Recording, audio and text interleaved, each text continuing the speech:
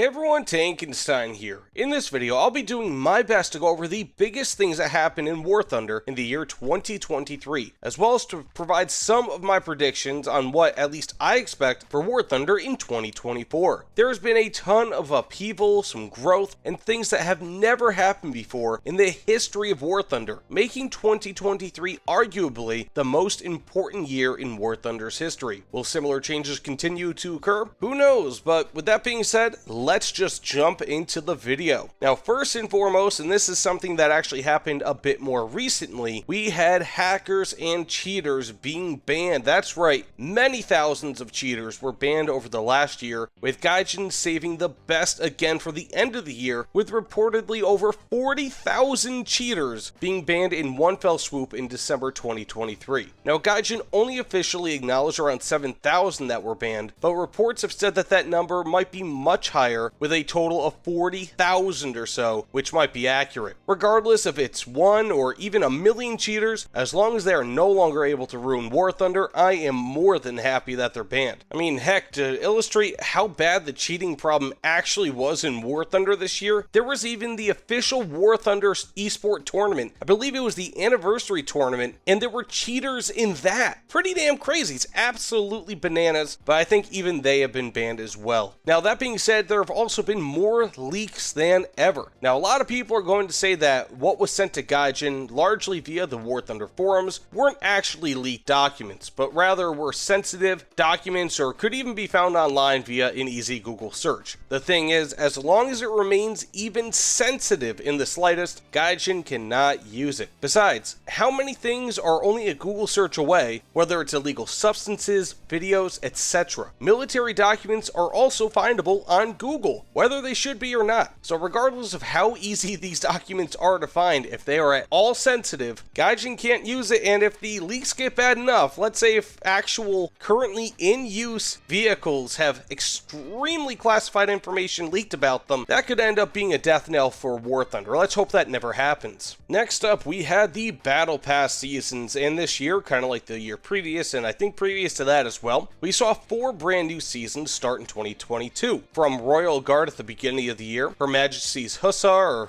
or however you pronounce it, was after that, Armor Breaking Ambusher was after that, and finally, Tropical Storm. Though we used to get 4 vehicles in each Battle Pass season, the quality of the vehicles this year was actually pretty decent. Some of the best, in my opinion, include the B7A2 Hamari 23, which if you guys don't know, it's just a B7A2 with an improved engine, which is amazing considering it's the same BR, it's just an upgraded B7A2. Anyways, the next one I would say is the Strikemaster Mark 88. That thing is actually really cool. It's, I think, the second lowest BR jet you can get in War Thunder. Awesome addition to game. AMX 50 TO90 930, and of course, finally, the Centurion Mark II. I personally love the Mark II because I think, if I'm not mistaken, that is a stabilized low BR variant of the Centurion. I am all for it. Of course, after that, we had our updates as well. As with every year, we, of course, have a large amount of updates, typically following around the same schedule as normal. It was a little bit different this year, with some updates coming a little later than expected, especially mid-year, and I'll go over exactly why in just a few moments. But the major updates that we had this past year were Sky Guardians, La Royale, Sons of Attila, Kings of Battle, and of course, Air Superiority. Through these major updates, we saw the introduction of the French Navy, primarily in La Royale, although we had a very early taste of the French naval tech tree in the Sky Guardians update when the very first ships were put up for a closed beta test. Additionally, we had the Hungarian sub-tech tree, which was introduced in the Italian tech tree with Sons of Attila. We also had rank 8 ground vehicles introduced in the Air Superiority update, as well as much hyped aircraft, including the F-15, Su-27, and JAS-39 Gripen. While there hasn't been anything incredibly groundbreaking being added this year to War Thunder insofar as vehicles are concerned, we have seen more sub-tech trees being added to War Thunder, which I personally feel is a very positive development. If we could get more of those with unique vehicles, it'll add a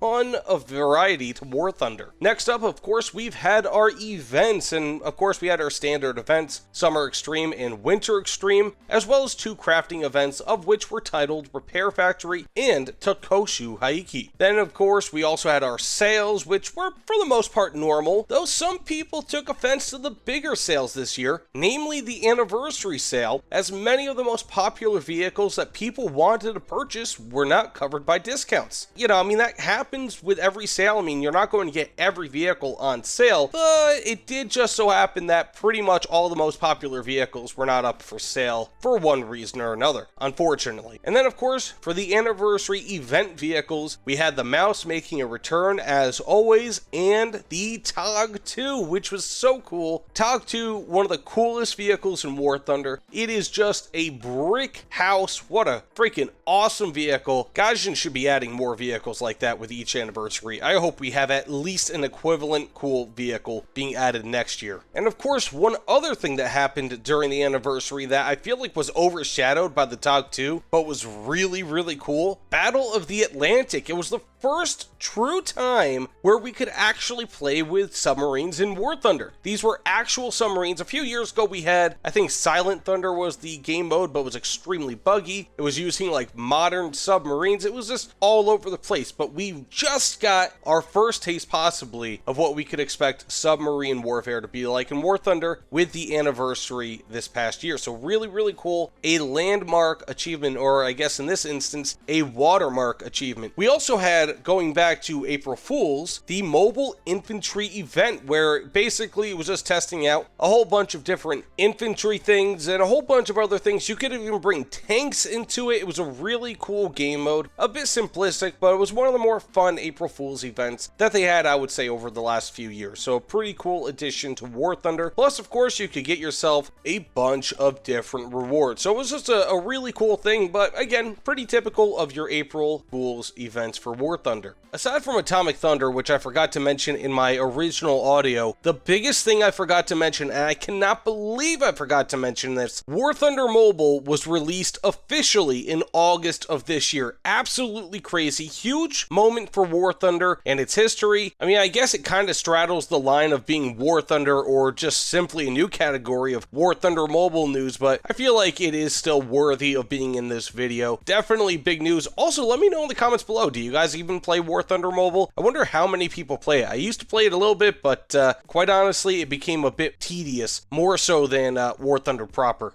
Oh, and how can I forget, we also had Tank Football. This year was absolutely wild. War Thunder gave a lot of events. And of course, finally, for the other really, really big thing to happen in War Thunder, probably the biggest, last but definitely not least, the protests. These happened in late May through around mid-June 2023, and were centered around the economy in War Thunder. While some people might say or feel that the protests were in response to one or two particular changes this past year, they were really in response to a multitude of changes that took place over many years, probably 5 or 6 years, as many players felt that the economy of War Thunder continuously became more and more anti-player, namely in terms of Silver Lion and RP rewards continually being reduced, as well as other costs being increased. As a result, War Thunder saw massive review bombing that absolutely annihilated the Steam score for the game, and a players union even formed in the wake of this. I mean, to say what you will about the players union, but hey, I mean, there's still a union around today. While there was talk about this grand War Thunder strike and these protests, whatever else, they really didn't see a large change in player count for War Thunder, as those numbers seemed to decline only minutely and for a short period of time, if at all. But they did spur a large response from Gaijin, who at first rebuffed many of the complaints of the players, and a lot of the people who play War Thunder kind of felt like it was a spit in the face, so to speak, but then of course promised to create a roadmap a few weeks later, of which is still being implemented. And to Gaijin's credit, there were some really good suggestions put into the roadmap that have helped this game tremendously. And look at the game now. I mean, how many people are playing at any given time? This past week I saw over 200,000 players online simultaneously, which is an incredibly high number compared to last year. I mean, the growth from War Thunder is just incredible. I mean, heck, just looking at the Steam numbers insofar as player count is concerned, the last 2 months have been 2 of the top 3 in War Thunder's history, which is absolutely wild. If you compare November 2023, which had around 115,000 peak players from Steam alone, mind you, to November 2022, which had around 88,000 peak players, that is just wild. What is that, like a 40% give or take increase year over over a year, and then from the November before, that only had 47,600 players. So it's just been incredible how much this game has grown. And this year we have seen, again, for the first time ever, peak player count on Steam topping out over 100,000 players, and they've done it thus far 5 times. Absolutely wild. Now, getting back to the whole protest thing, it's difficult to say exactly how big of a deal these protests were, but mainstream gaming media picked up on the story, and the game itself has been hugely updated again since the start of the roadmap in June. Now, I don't know if this is a stretch to say, but these protests may well be the most important thing to happen in War Thunder in its history, and possibly even the most beneficial thing to ever happen again to War Thunder. Now, whether this game is as playable as ever, I'm not entirely sure, but it does feel a bit better than it used to, at least insofar as the grind is concerned. Now, with that being said, let's go over my predictions for 2024, and I want to know what your predictions are for next year in the comments below. Now, that being said, number one, of course, new vehicles will join, and I'll start off with an odd category, naval. I suspect that we'll see Bismarck join the fray. However, I do not suspect that we'll see Iowa class or the Yamato joining in 2024. Those I could see in 2025, but we'll have to wait and see. Even though, of course, I think both the Iowa and Yamato are in the War Thunder mobile, so interesting to see. I do think that we will get submarines, however. That'd be pretty cool. Secondly, for ground, I suspect that we'll see a greater variety of vehicles and technologies being added and improved. Kind of like how we had drones being added to War Thunder and UAVs, at least to a point, as we are essentially at the top of what most tech trees can possibly field without getting into paper tanks and variants. We'll also start seeing more prototypes being introduced, as well as hopefully a general filling out of all tech trees insofar as low to mid BR vehicles are concerned. There are enormous amounts of World War II and post-World War II vehicles that could be added that would be absolutely amazing to see in War Thunder. Hell, even a tank like the Jaguar, which is a combined American and Chinese MBT that was actually built in several variants but was never fielded. That would be amazing. That's been kind of like my tank to talk about whenever I get the chance. I hope it comes to War Thunder. Now for air, I feel like we'll be getting even more into the future, of course. Possibly seeing the F-20 Tiger Shark as a premium, which I would absolutely purchase in an instant, with maybe the F-18 by the end of the year, but of course that's a stretch. I suspect that we'll see vehicles being given the weapons that they carried in real life, but are not yet in War Thunder, such as AMRAAMs and other BVR missiles that I just don't really know too much about. I personally hope that, like tanks, we see a huge backfilling of the catalog of post-World War II aircraft, of course with a lot of World War II aircraft as well that have not been released. There are so many cool prototypes. Dark Shark, for example, I mean, I could go on. As well as, of course, so many interesting planes that should be in War Thunder but somehow are not. But I think that, being that tanks are pretty much as modern as they can be, Gaijin will continue to focus on aircraft, kind of like how they've been doing for about the last year or so, and as such, we will likely continue the trend of newer and newer aircraft being added to War Thunder, regardless of how ready we are for them, and regardless of if the correct weapon systems are actually added to the game. Now overall, I suspect that 2024 will see some decent and hopefully noticeable game improvements, just like how 2023 was all about economic improvements. I'm not talking about how Gaijin has recently been messing with maps, for better or worse, because a lot of people dislike them, myself included. I'm hoping that we get improved bomber usage and gameplay in air battles, more varied maps and objectives in both air and ground. I would highly suggest watching Tim's Variety video about how bombers can be changed in War Thunder. It's really, really good. Shout out to Tim's Variety, awesome channel. But getting back to it, and of course I want new game modes entirely, such as the Convoy PvE mode that was tested by players over a year ago and has yet to be implemented in War Thunder. And of course, I would love to see like the old school World War mode that I think they said would be coming back. Did that ever come back? I'm not entirely sure. If it did, it was like a really lackluster thing. But either way, there is a ton of stuff that they could just add back into it. Maybe make like Air Assault and Ground Assault Arcade better. You know, there are so many different ways that we can improve this game that are just not being worked on, and things that are already in game that could just be improved rather than adding all these crazy new systems. Just improve what we have, and I feel like a lot of people would respond really positively. But with that being said, that about ends my video. Thanks so much for watching, everyone. If you don't mind, please consider liking, commenting, subscribing. Definitely subscribe if you want to check out my War Thunder awards video, where I will be giving out virtual awards, so to speak, for the various different people and events and the best of, the worst of, in each category I can think of, where hopefully it'll be a pretty fun video. But again, thanks so much everyone, and I'll see you all on the other side. Take care everyone, and